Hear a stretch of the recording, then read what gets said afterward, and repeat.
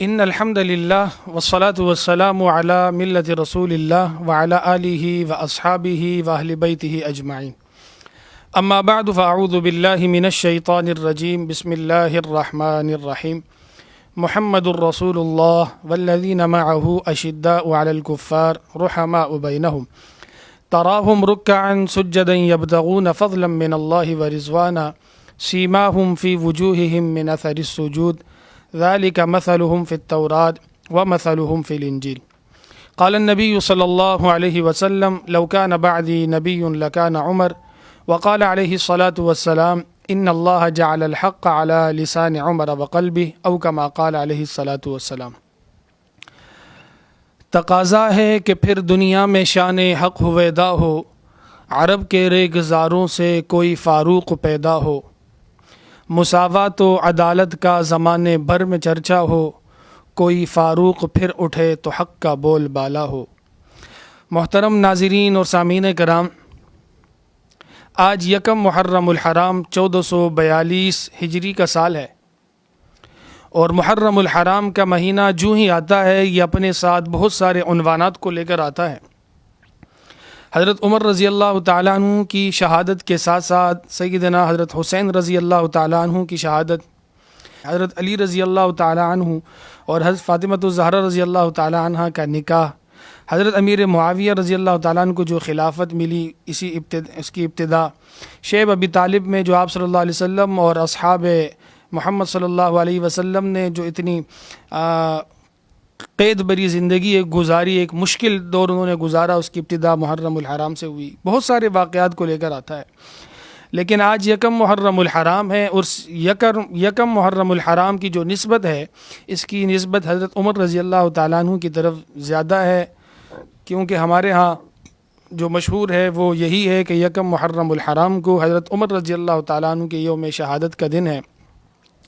اور حضرت عمر رضی اللہ تعالیٰ عنہ وہ سسر پیغمبر بھی ہیں، داماد بطول فاطمہ بھی ہیں،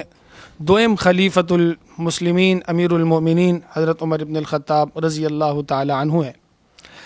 حضرت عمر رضی اللہ تعالیٰ عنہ کے اپنے اتنے فضائل ہیں اور اتنے سارے ان کے عنوانات ہیں کہ اس مختصر سے وقت میں ان کو بیان کرنا مشکل ہی نہیں، ناممکن ہے۔ ایک حدیث جو کہ ابن حجر رحمۃ اللہ تعالیٰ علیہ نے لکھی ہے، اور علامہ ضیاء الرحمن فاروقی شہید رحمۃ اللہ تعالیٰ علیہ نے اس کو بیان کیا تھا صواعق محرقہ نامی کتاب میں، کہ حضرت عمار ابن یاسر رضی اللہ تعالیٰ عنہ وہ رسول اللہ صلی اللہ علیہ وسلم کے پاس آئے اور آ کر فرمانے لگے، یا رسول اللہ مجھے حضرت عمر رضی اللہ تعالیٰ عنہ کے فضائل سننے ہیں، آپ مجھے ان کے فضائل سنائیے۔ تو رسول اللہ صلی اللہ علیہ وسلم نے فرمایا، جو شوق آپ کا ہے، یعنی جو سوال آپ نے مجھ سے کیا ہے، یہی سوال میں نے حضرت جبریل علیہ الصلاۃ والسلام سے کیا تھا کہ حضرت عمر رضی اللہ تعالیٰ عنہ کے فضائل سنائیے۔ تو حضرت جبریل نے رسول اللہ صلی اللہ علیہ وسلم کو جو فرمایا تھا وہ یہ تھا کہ حضرت نوح علیہ الصلاۃ والسلام کی جتنی زندگی ہے، اگر اتنی زندگی بھی میں حضرت عمر رضی اللہ تعالیٰ عنہ کے فضائل بیان کروں تو حضرت عمر رضی اللہ تعالیٰ عنہ کے فضائل پورے نہیں ہو سکتے، اتنی کثرت سے حضرت عمر رضی اللہ تعالیٰ عنہ کے فضائل ہیں۔ اور حضرت عمر رضی اللہ تعالیٰ عنہ کے آنے کا، اسلام میں آنے کا ایک الگ انوکھا واقعہ بھی ہے، ایمان لانے کا ایک الگ واقعہ، اور اس کو بیان کرتے ہوئے علماء کرام اور اسی طریقے سے سننے والے جو سامعین ہوتے ہیں اور وہ بہت زیادہ اس سے لطف بھی اٹھاتے ہیں، اور ایمان کو اور زیادہ تقویت بھی حاصل ہوتی ہے۔ حضرت عمر رضی اللہ تعالیٰ عنہ واحد صحابی ہیں کہ جو ایک لحاظ سے الہامی صحابی ہیں، یعنی کہ حضرت عمر رضی اللہ تعالیٰ عنہ ادھر کوئی بات سوچتے ہیں، کوئی بات ذکر کرتے ہیں اس کا یا دعا کرتے ہیں تو اللہ تبارک و تعالیٰ اسے قرآن کا حصہ بنا دیتے ہیں۔ حضرت عمر رضی اللہ تعالیٰ عنہ واحد صحابی ہیں کہ جس کے بارے میں رسول اللہ صلی اللہ علیہ وسلم نے ان کے ایمان لانے کے لیے اور اسلام کی عزت اور تقویت کے لیے آپ صلی اللہ علیہ وسلم نے کعبے میں کھڑے ہو کر دعا مانگی۔ حضرت ابراہیم علیہ الصلاۃ والسلام نے کعبہ بنایا، تعمیر کیا، حضرت ابراہیم علیہ الصلاۃ والسلام نے دعا کی، ربنا وابعث فیہم رسولا منہم،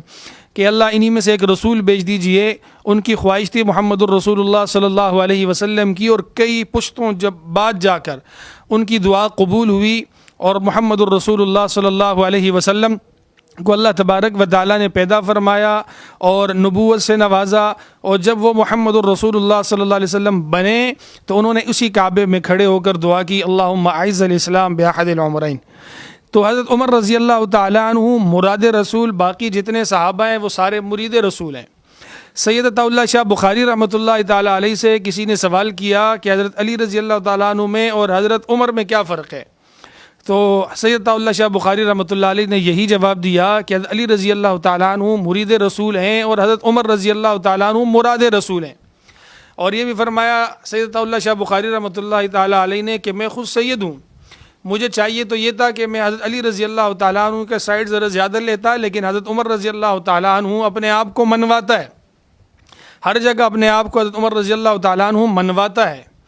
تو حضرت عمر رضی اللہ تعالیٰ عنہ کے بے انتہا فضائل ہیں، اس میں سے ایک یہ ہے کہ حضور علیہ الصلوۃ والسلام نے یوں ارشاد فرمایا، لو کان بعدی نبی لکان عمر، کہ مجھ پر نبوت کا دروازہ بند ہو گیا ہے، میرے بعد کسی نبی نے آنا نہیں ہے، اگر میرے بعد کوئی نبی ہوتا تو وہ عمر ہوتا۔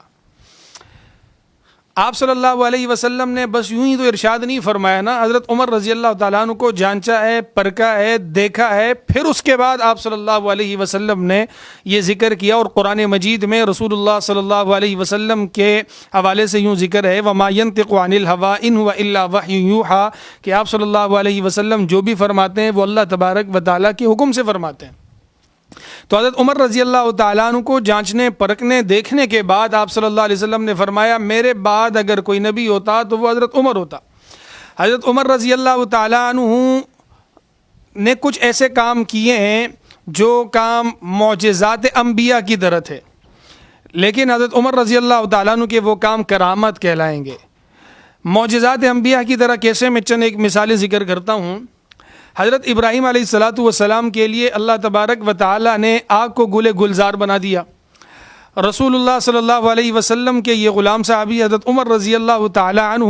مدینہ منورہ میں آگ لگی ہوئی ہے، صحابہ اس کو بجھانا چاہ رہے ہیں، پانی پھینک رہے ہیں، لیکن آگ بجھ نہیں رہی ہے۔ حضرت عمر رضی اللہ تعالیٰ عنہ نے اپنی چادر حوالے کر دی کہ جاؤ یہ چادر اس کی طرف پھینک دو، وہ آگ بجھ جائے گی۔ وہ آگ بجھ گئی۔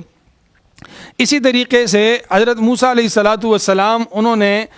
زمین پر جو ہے وہ عصا مارا، پتھروں پر عصا مارا، وہ ٹوٹ گئے اور ان کے حکم کے تابع ہوئے اور ان کے حکم سے وہ عصا مار کر پانی نکل آیا۔ حضرت عمر رضی اللہ تعالیٰ عنہ، زمین ہل رہی تھی، حضرت عمر رضی اللہ تعالیٰ عنہ نے اپنا عصا مارا اور کہا کہ کیا تجھ پر عمر نے انصاف نہیں کیا، رک جائیے، تو زمین بھی رکا۔ اسی طریقے سے حضرت اسماعیل علیہ الصلاۃ والسلام، وہ اپنے قدم رگڑنے سے آب زمزم جاری ہوا، اور ایسا جاری ہوا کہ آج تک بند نہیں ہوا۔ اور حضرت عمر رضی اللہ تعالیٰ عنہ نے وہ دریائے نیل جو ہر سال خشک ہو جاتا تھا اور جس میں ایک نوجوان نئی دلہن کو پھینکا جاتا تھا اور پھر چل پڑتا اور ہر سال رک جاتا تھا، حضرت عمر رضی اللہ تعالیٰ عنہ کے خط لکھنے سے وہ دریا ایسے چل پڑا کہ وہ آج تک چل رہا ہے۔ حضرت سلیمان علیہ الصلاۃ والسلام کے آگے ہوا تابع تھی۔ حضرت عمر رضی اللہ تعالیٰ عنہ نے یہاں کھڑے ہو کر ایک آواز لگائی، یا ساریۃ الجبل، اور وہ آواز ہوا کے ذریعے سے وہاں لشکر تک پہنچی کہ اس ساری جبل جو پہاڑ ہے، اس پہاڑ سے حملہ کریں، اور صحابہ نے وہاں باقاعدہ اس کو سنا۔ مدینہ منورہ سے آواز لگائی اور شام میں جا کے وہ آواز سنی گئی۔ حضرت عمر رضی اللہ تعالیٰ عنہ کہ قرآن کے حوالے سے بھی ایسے قرآن میں کئی آیتیں ہیں کہ جو حضرت عمر رضی اللہ تعالیٰ عنہ نے باقاعدہ حضرت عمر کے الفاظ ہیں اور وہ قرآن کا حصہ بنے ہیں۔ اما عائشہ صدیقہ رضی اللہ تعالیٰ عنہ پر بہتان لگایا گیا، مختلف صحابہ کرام سے آپ صلی اللہ علیہ وسلم نے مشورہ کیا۔ حضرت عمر رضی اللہ تعالیٰ عنہ سے جب مشورہ کیا تو حضرت عمر نے فرمایا، یا رسول اللہ، یہ جو آپ نے نکاح کیا ہے آپ نے اپنی مرضی سے کیا یا اللہ کا حکم تھا؟ تو آپ صلی اللہ علیہ وسلم نے فرمایا اللہ کا حکم تھا۔ تو فرمایا کہ یہ اللہ کا انتخاب ہے، تو اللہ کا انتخاب غلط ہو ہی نہیں سکتا۔ تو فی الفور زبان سے عمر رضی اللہ تعالیٰ عنہ کے نکلا، سبحانک ھذا بہتان عظیم۔ اللہ تبارک و تعالیٰ نے ان الفاظ کو، اس عبارت کو قرآن کا حصہ بنا دیا۔ ایک اور مقام پر اللہ تبارک و تعالیٰ نے انسان کی پیدائش کی بات کی، فرمایا ثم جعل نسلہ من سلالۃ من طین۔ تو حضرت عمر رضی اللہ تعالیٰ نے جب یہ پیدائش کا سلسلہ سنا تو فوراً فرمایا فتبارک اللہ احسن الخالقین۔ اللہ تبارک و تعالیٰ نے اسے قرآن کا حصہ بنایا۔ حضرت شاہ ولی اللہ محدث دہلوی رحمۃ اللہ علیہ نے لکھا ہے کہ 27 مقامات ایسے ہیں قرآن مجید کے اندر کہ حضرت عمر رضی اللہ تعالیٰ نے یہاں سوچا اور وہاں قرآن کا حصہ بن گیا۔ بہرحال یہ حضرت عمر رضی اللہ تعالیٰ عنہ کے فضائل، اس مختصر سے وقت میں اس کو پورا کرنا مشکل ہی نہیں ناممکن ہے. جتنی باتیں ہوئی ہیں اللہ تبارک و تعالیٰ سب پر عمل کرنے کی توفیق نصیب فرمائے. حضرت عمر رضی اللہ تعالیٰ عنہ سے محبت اور ان کے نقش قدم پر ہم سب کو زندگی گزارنے کی توفیق نصیب فرمائے. وآخر دعوانا ان الحمد للہ رب العالمین.